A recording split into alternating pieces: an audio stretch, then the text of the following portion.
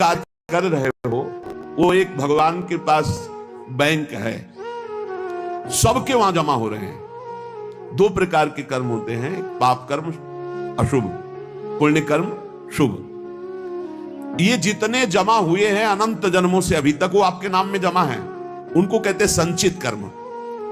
और जो ये नए कर्म कर रहे हो इनका नाम है क्रियमाण।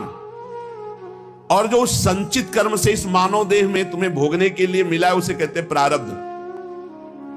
शास्त्रीय परिभाषा संचित, प्रारब्ध, क्रियमाण, ये तीन प्रकार के कर्म हैं। और ये सबको भोगने ही पड़ते, पक्का भोगना पड़ता है। कब तक? जब तक अहंकार का नाश नहीं हो जाता।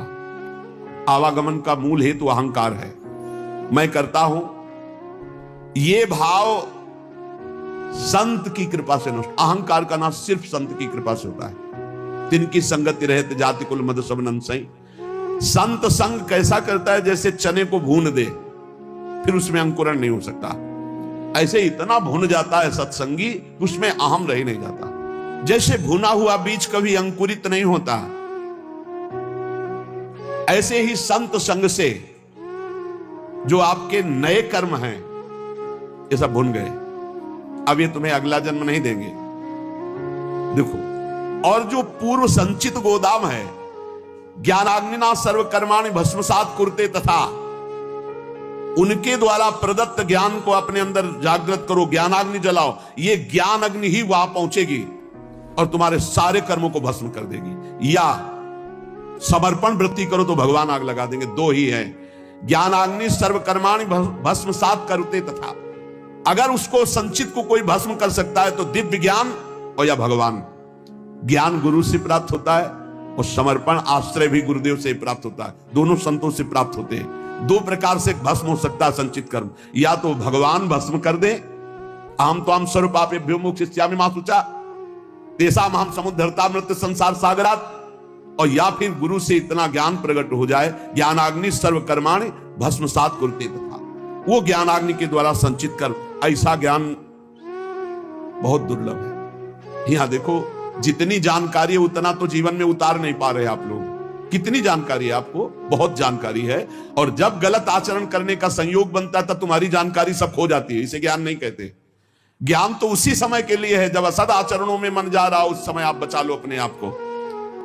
उपाय है सबसे बढ़िया, भगवान के प्रति समर्पित हो जाना। मच्चित्ता सर्व दुर्गाणि मत प्रसादात् तरिष्यति। जिसने मेरे में चित्त लगा दिया सब दुर्गुण नष्ट हो जाते हैं और मैं उनके संचित कर्मों को भस्म कर देता हूं। अहम त्वाम सर्वपापेभ्यो मोक्षयिष्यामि मा शुचा। और प्रारब्ध बड़े बड़े ऋषियों को भोगना पड़ता है।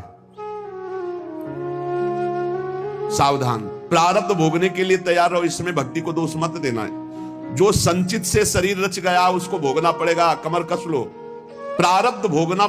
रामकृष्ण परमहंस जी के गले में कैंसर था, जो पूरे विश्व के कैंसर को मिटाने की सामर्थ्य रखते थे।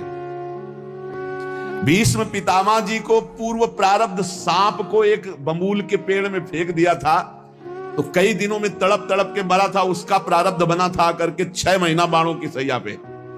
अखंड बाल ब्रह्मचारी, महाभागवतों में गणना है, 12 महाभागवतों में महावीर, संकल्प सिद्ध महापुरुष, 6 महीना बाणों की सैया पे।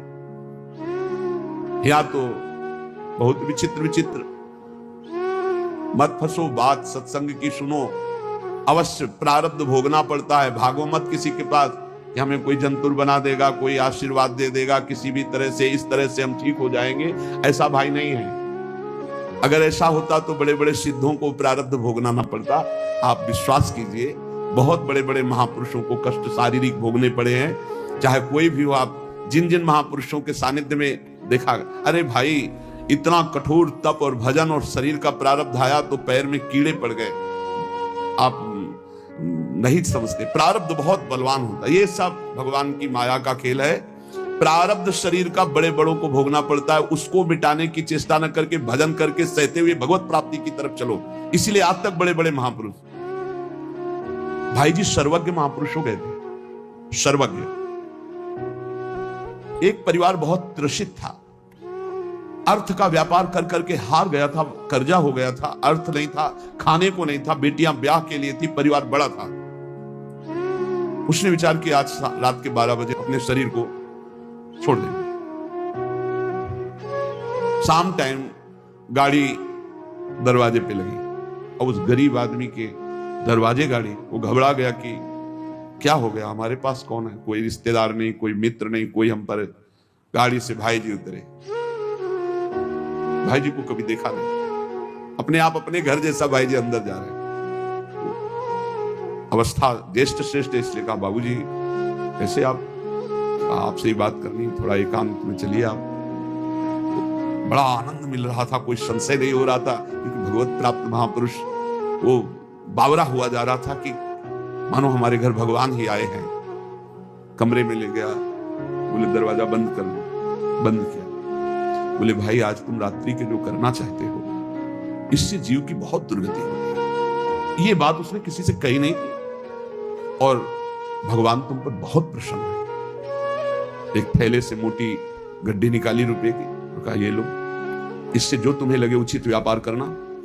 अगर व्यापार में हानि होती तो भी चिंता मत करना, ये ना पैसे वापस करने, ये आपके हैं। और कुछ दिन लगातार ऐसे ही आपके पास पैसे आते रहेंगे, जिनसे आपका बेटी का भी ब्याह हो जाएगा।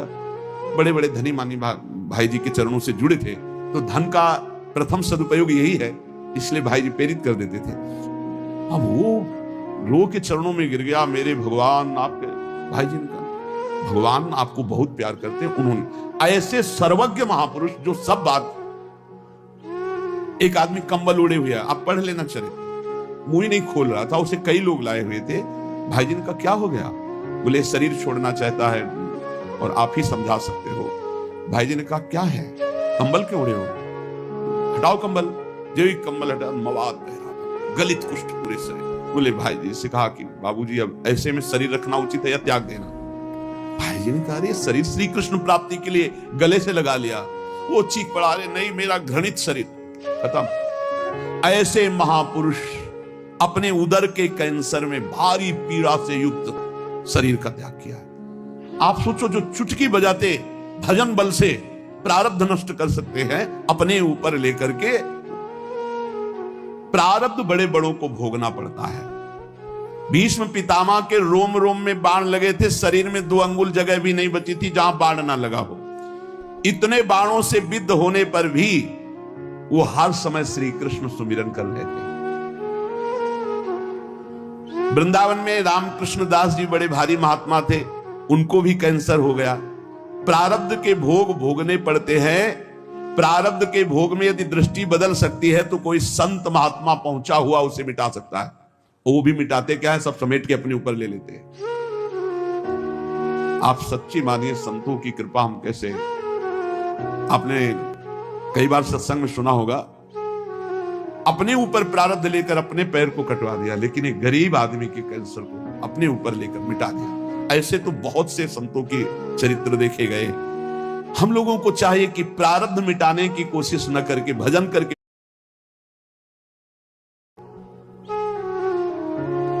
भगवान सबके मन में ही बैठे हुए देख रहे हैं। मन से ही दुख सुख होता है। जब आप भजन करेंगे तो प्रारब्ध का आपको दुख नहीं होगा, भोगने में बड़ा आनंद आएगा। भला दुख भोगने में आनंद आता है, लेकिन आनंद आता है कब? जब मन भगवान से जुड़ा होता है। आप ये समझ लीजिए, दुख भोगने में बड़ा आनंद आता है जब मन भगवान से जुड़ा होता है। मन में भगवान बैठ जाते हैं, आनंद ही आनंद। प्रारब्ध का भोग 3 प्रकार से होता है, एक स्वेच्छा से, एक अनिच्छा से और एक परेक्षा से। हमारे मन में हमारा प्रारब्ध भोग प्रेरणा करता है और हम कुछ अपने साथ गलत कर बैठते हैं। गलत चेष्टा, वो बहुत बुरा प्रारब्ध होता है। जैसे जल में छलांग लगा दी, पेड़ में लटक गए, आग में कूद गए, जहर खा लिया या कुछ ऐसा, ये बहुत बुरा प्रारब्ध होता है। इससे बचना असंभव सा है। अगर उसके पहले सत्संग मिल जाए, कोई संत कृपा कर दे, भाव बदल जाए, तो बहुत से लोग हैं जो अपने भावों को बदल चुके सत्संग से। नहीं तो ये जो पहला है स्वेच्छा से, ये बहुत खतरनाक, क्योंकि कोई जान ही नहीं पाता कि उसके अंदर चल क्या रहा है और वो खतरनाक प्रारब्ध उसको नष्ट कर देता है। स्वेच्छा, जानबूझ करके अपने शरीर को नष्ट करना बहुत बुरा प्रारब्ध होता है, बहुत बुरा प्रारब्ध होता है। स्वेच्छाकृत प्रारब्ध बहुत भयानक होता है। यह तभी मिट सकता है जब किसी महापुरुष का संग मिल जाए और उनके वचनों से हमारा चिंतन बदल जाए। वो चिंतन तभी बदलेगा, पाप हल्के होते हैं दर्शन से, संभाषण से, उनकी कृपा से। वो कहते हैं ना, आपने बचा लिया, नहीं तो हम तो शरीर को नष्ट कर देते। मतलब उनकी विचारधारा को परिवर्तित कर दिया गया, क्योंकि ये स्वेच्छाकृत प्रारब्ध है, ये आपके अंदर ही बैठा हुआ मार देगा। कभी किसी के अंदर अगर इस भयानक पाप बन जाएगा तो ये जागृत हो जाएगा कि क्या करूं, शरीर छोड़ दूं क्या, ऐसा आने लगेगा भारी प्रारब्ध। ऐसी स्थिति में फौरन किसी संत महात्मा से मिलो और अपने मन की बात उनसे, जो आपकी बात सुन सके, वो आपको बहुत सीरियस ले सके, समझा सके, उनसे मिलो और अपने स्वेच्छा प्रारब्ध का नाश करा सकते हो। यदि उनकी बात में लग गए तो प्रारब्ध भी बदल सकता है। ये भगवान के प्रेमी जनों में बड़ी सामर्थ्य है। ये स्वेच्छाकृत प्रारब्ध बड़ा भयावना होता है। बहुत सुविधाएं सब हैं, कोई बात एकदम मन में लगी, इतनी विपरीत होती चली गई तो वो प्रारब्ध भोग आपको वैसे ही प्रेरित करता चला गया, ऐसा स्वेच्छाकृत। और एक होता है अनिच्छाकृत। अब वो छलांग लगाई थी कूद करके जल में, और उसको पता नहीं था जहां छलांग लगाई ऊपर से नीचे 2-3 हाथ के नीचे वो सीमेंट की बहुत बड़ी बांध थी, वो सीधे 50 हाथ ऊपर से कूदा, खोपड़ी के बल से खोपड़ी पट्टी मार गई। यद्यपि उसकी इच्छा नहीं थी, प्रारब्ध ने मार दिया। अनिच्छा प्रारब्ध। आप जा रहे हैं, अचानक पैर फिसला, मुंह के बल गिरे, अचानक पैर फिसला, हाथ पैर टूट गए, आप चाह नहीं रहे। ये एक है चाह वाला स्वेच्छा प्रारब्ध, और एक है ये अनिच्छा प्रारब्ध। अनिच्छा प्रारब्ध संयोग बना देता है। बाथरूम में गए, एकदम फिसल गया, एकदम गिरे, ऐसे नहीं, वहां तो जा रहे थे स्नान के लिए, लेकिन पैर फिसल गए। किसी कार्य के लिए, बड़े मंगल कार्य के लिए जा रहे, लेकिन अनिच्छा प्रारब्ध बहुत जोर का ये भी होता है। प्रारब्ध तो प्रारब्ध है, अनिच्छा प्रारब्ध किसी की इच्छा नहीं, लेकिन संयोग आपके नष्ट करने का बन जाएगा, संयोग बन जाएगा। वो किसी व्यक्ति से भी हो सकता है। आप आराम से चले जा रहे हैं, उसको नींद आ गई और गाड़ी चढ़ा दी आपने, उसकी ना इच्छा है ना आपकी इच्छा है, अनिच्छा प्रारब्ध। अब 1 मिनट पहले वहां से निकल जाते तो वो जो ऊपर की बालकनी थी उनके ऊपर ना गिरती, मस्ती से आराम से जा रहे, ठीक समय पे बालकनी नीचे गिर के मर गए। बैठे चाय पी रहे, पेपर पढ़ रहे, पीछे की दीवार गिर गई। अनिच्छा प्रारब्ध बहुत तरह का होता है। अनिच्छा प्रारब्ध को मिटाने के लिए भी भगवद आराधना, संत संग। कई बार आपसे प्रार्थना की है, अगर आप याद किए हो सत्संग में, कि आप जब अपने घर से निकले तो 5 महाभागवतों का नाम जरूर ले लें। बिल्कुल आपका हर प्रारब्ध संयमित हो जाएगा। आप ध्यान रखना, भक्ति भक्त भगवंत गुरु चतुर नाम बपु एक, इनके पद बंधन के नासत विघ्न अनेक। हमारी हाथ जोड़ के प्रार्थना है कि इतना बड़ा विघ्न जिसे कोई विघ्न राज नहीं काट सकते, वो भक्तों का स्मरण काट सकता है। अजहू सोच विचार के गई भक्तन पद ओट, हरि कृपालु सब पाचली छमिये तेरी खोट। उचित समझो आप अगर, तो अपने यहां जो श्रृंगार के बाद भक्त नामावली होती है, बहुत छोटा भी है, बहुत से संतों के नाम हो जाते हैं। अब जैसे ध्रुवदास जी के है तो काफी बड़ी है। अगर ऐसा भी ना हो तो 10-5 महापुरुषों के नाम याद कर लो।